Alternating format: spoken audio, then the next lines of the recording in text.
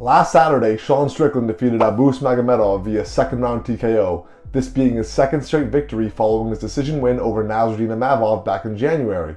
Where do we go from here? After just 19 seconds of octagon time, let alone one full round, the UFC decided to throw Abus Magomedov in a main event spot alongside the number 7 ranked Sean Strickland. Now Sean gets the win and it does nothing for him. It adds nothing to his resume, adds nothing to his case for a title shot. He merely beat an overhyped, underdeveloped prospect.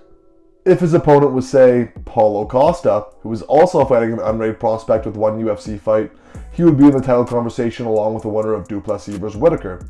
But instead, he either needs one more fight or has to wait 8 months for a title shot if he decides to wait it out.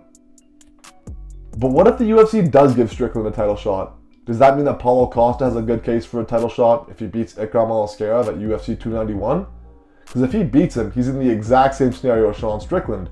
2-2 in his last 4, with one of his wins being over an unranked prospect with only one round of UFC experience. And Luke Rockhold and Ikram Aliskerov is arguably a better resume than Imavov and Magomedov. Name value is super important when determining who gets a title shot. And what about Jared Cannonier?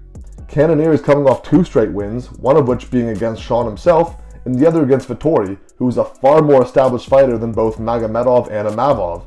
We have to be careful when setting precedents because credibility is very important. There's a reason we don't see title fights be co-main events to non-title fight pay-per-view headliners.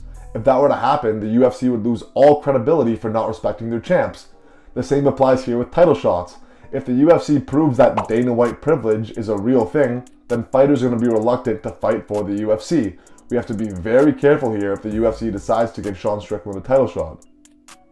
Of course, the other side of the coin is that we've already seen Costa versus Adesanya in a fight that was very one-sided that Costa lost. But we've also seen Whitaker versus Adesanya twice, both of which Rob lost, and there's talk of him getting a title shot if he beats Dracus at UFC 290. The truth is that the UFC really messed up by attempting to fast-track these fighters. I get that the middleweight division is in need of some fresh meat, but fast-tracking fighters is not the way to do it. We've seen fast-tracking be attempted and failed in the past with fighters like Darren Till, and even he had a far more reasonable progression towards his title shot.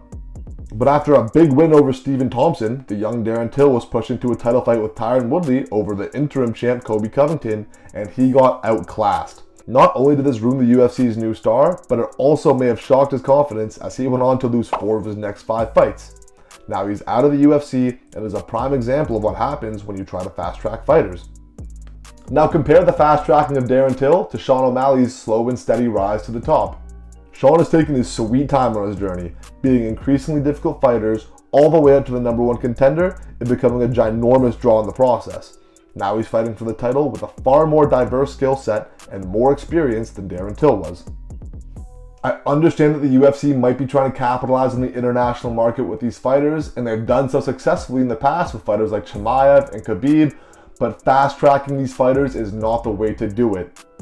Experience is so important in the sport. As you enter that top 5, top 10 range, there is no room for mistakes, and this has been perfectly illustrated on this season of The Ultimate Fighter. Michael Chandler's veterans are undefeated this season, and this is due to their experience and their high level of competition that they've had in the UFC. The prospects just have no chance to compete with these experienced veterans. The old saying stands true, slow and steady wins the race, and this is something the UFC can learn from. It still makes no sense to me why the UFC would match up 2 top-ranked middleweights against 2 unjustified prospects, rather than matching them up against each other. Fast-tracking fighters will rarely work. Even if you have a fighter with huge star potential, it is far more lucrative to put them on pay-per-views against lesser fighters and build up their experience and hype in a longer journey.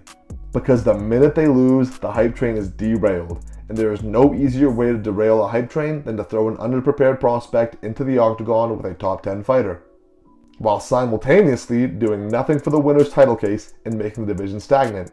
The UFC needs to take their time with these prospects if they ever want them to meet their full potential.